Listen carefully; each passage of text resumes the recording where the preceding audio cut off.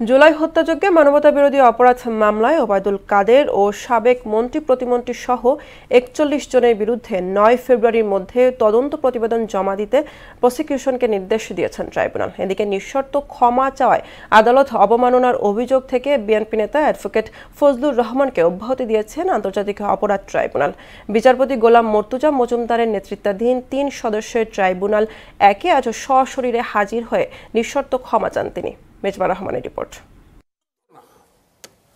সেই কারণে আমি বলছি যে ২৩ নভেম্বর বেসরকারি একটি টেলিভিশন চ্যানেলে ট্রাইব্যুনাল ও এর বিচার ব্যবস্থা নিয়ে অবমাননাকর বক্তব্য দেয় বিএনপি নেতা অ্যাডভোকেট ফজলুর রহমানকে সশরীরে হাজির হয়ে ব্যাখ্যা দিতে নির্দেশ দেন আন্তর্জাতিক অপরাধ ট্রাইব্যুনাল। আরেকটা ট্রাইব্যুনাল হোক এবং আরো কঠিনভাবে বিচার হোক। কয়েকজন সিনিয়র আইনজীবী নিয়ে ট্রাইব্যুনালে হাজির হন ফজলুর রহমান। পরে আইনজীবীর মাধ্যমে আদালতের কাছে নিঃশর্ত ক্ষমা প্রার্থনা করেন তিনি। আদালতের প্রতি জনাব ফজলুর রহমান এবং বাংলাদেশের বিচার ব্যবস্থার প্রতি তার যে শ্রদ্ধা এবং সম্মান এবং আস্থা, সে কথাটি আমরা আদালতের সামনে উপস্থাপন করেছি। আদালত আমাদের বক্তব্যটি গ্রহণ করেছেন। মিস্টার ফজলুর রহমান এই মুক্তিযোদ্ধাদেরকে স্মরণ করতে গিয়েই একটি টকশোতে যে কথাগুলো বলেছেন, ইনফ্যাক্ট এটা আদালতকে মেলাইন করার জন্য বলেন নাই এবং আদালতকে উদ্দেশ্য করেও বলেন নাই।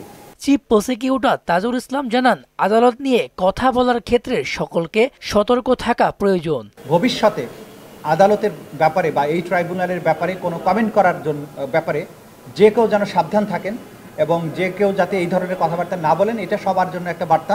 এদিকে জুলাই হত্যাযজ্ঞে মানবতা বিরোধী অপরাধ মামলায় ওবায়দুল কাদের ও সাবেক মন্ত্রী প্রতিমন্ত্রী সহ ৪১ জনের বিরুদ্ধে ৯ ফেব্রুয়ারির মধ্যে তদন্ত প্রতিবেদন জমা দিতে প্রসিকিউশনকে নির্দেশ দিয়েছেন ট্রাইব্যুনাল। ওবায়দুল কাদের সহ বেশ কয়েকজনের বিরুদ্ধে খুব সহসাই তদন্ত রিপোর্ট আমাদের হাতে আসবে বলে আমরা আশা করছি। তদন্ত সংস্থা তেমনটি জানিয়েছেন আমাদেরকে।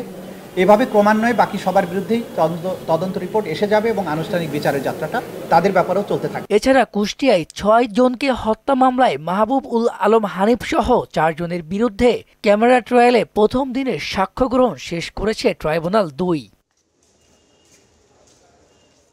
মিসবা রহমান, মোহনা সংবাদ, ঢাকা।